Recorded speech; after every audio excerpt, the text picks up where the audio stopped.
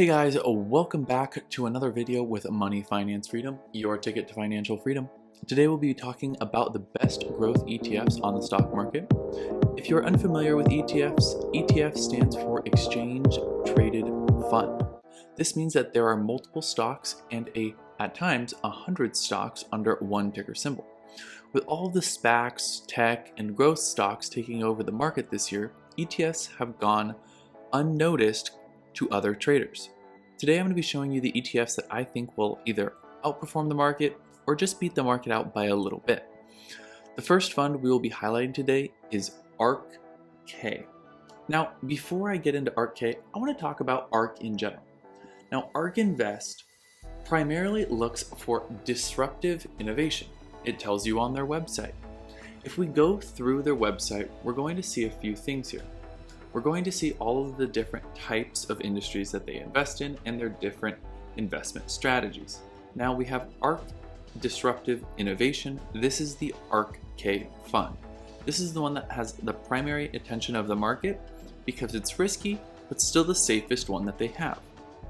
Why is that? It's because they're primarily focused on things like Tesla, EV, healthcare, all of the industries that we've seen growth over the past year. There's also autonomous tech and robotics, which I believe is ARK-Q, and then there is genomic revolution, and this is ARK-G.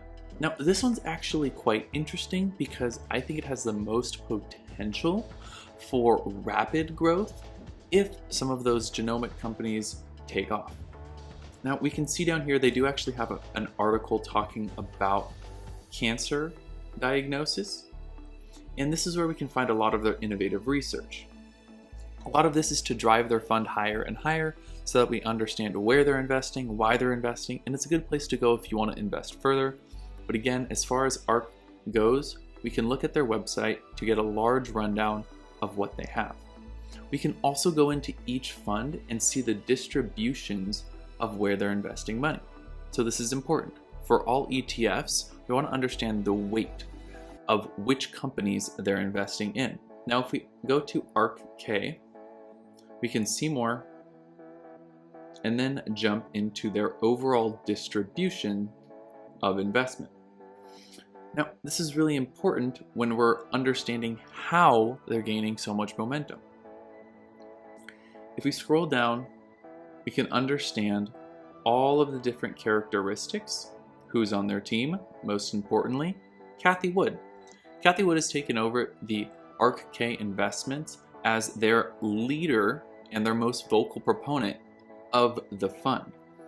Now, Cathie Wood has both been put up on a pedestal and also torn down at times. Why? Because she's risky, she's edgy, and we're not sure if she's going to pan off over a long time. She has seen tremendous growth. She's actually seen 300% growth in the last year on her ARK-K investment. So if we jump in and look at ARK-K, we're going to notice a really good trend line. ARK-K ETF over the past year has only been positive. Relatively few drawbacks over the past year are really important when we're looking into an ETF, especially the riskier ones. The overall boost in the economy since March has shown us that Cathie can not only survive a pandemic, but she can make the most out of it. So her investment strategy is recession-proof, is what we basically call it. She's focusing on innovation for the future. And usually innovation for the future requires millionaires and billionaires dumping money into new ideas, such as Tesla, such as Lemonade, such as a lot of these other companies that are focused around the future. Now, when we have a recession, we also have companies that fall off, but with the amount of funding that these innovation companies are getting and the amount of money that ARK-K is helping them get as well, they're going to see a general rise even through recessions. So this is good when we're looking into ETFs and specifically when we're looking into ARK-K. Now, the next ETF on our stock list is BETZ, B-E-T-Z. So if we take a look at BETZ, we can see that they have a really, really good trend line, but it's a little bit volatile. The reason being is that the betting industry is relatively volatile right now because there are not a lot of major players. When we're talking about an ETF, we want to diversify our funds and weigh them across multiple companies.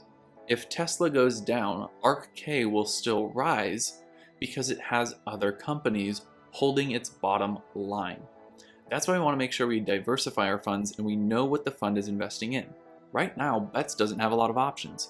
They're primarily invested in Penn National Gaming and DraftKings. If we look at those two stocks, we're going to see a lot of volatility, and this is not what we want. But as the industry grows, you're going to see less companies with these large volatile spikes and more companies starting to pan out over the long time. This is basically the law of averages. The more companies we can invest in, the average growth will contain itself within a median range, and we no longer have to worry about this volatility. Now, Bets is a unique fund in the fact that it's in a new industry that is not only growing now, but its actual market cap will get bigger because more and more states will start to legalize gambling, and more importantly, legalize online gambling. So the farther we grow as an industry, the farther this ETF has to grow as well. We've seen quite a few good days, even though it's in a relatively small industry with very few players in it. So the more players that come into it, the more states that legalize, the more room it has for growth. So our trend line, which looks great now, could look even better towards the end of this next year and at the end of Biden's first year. The final ETF we'll be looking at is QQQ, or Invesco QQQ.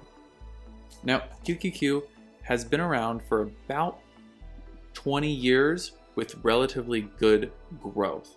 Looking at the last year here, obviously we took a dip in March when the rest of the economy went down, but again, we recovered really well. This is the benefit of the ETFs, is no matter what happens, they're going to follow the market back up. If the market is doing well, they're going to be doing well. If the entire EV industry collapsed tomorrow, Tesla would be screwed. They would not be able to rise as we see with the rest of these ETFs.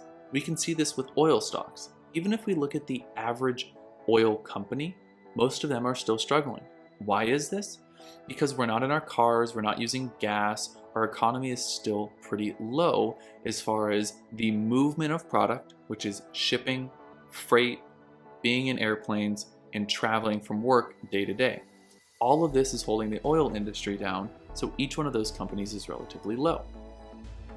Although, if we look at some of the innovative oil company funds, what they've done is they've diversified themselves into things that are not only oil, but in oil-related products and oil-related companies, and the ETF of oil is actually outperforming most of the companies. So back over to QQQ. QQQ has been around for, as I said, about 100 years, tracking the NASDAQ 100.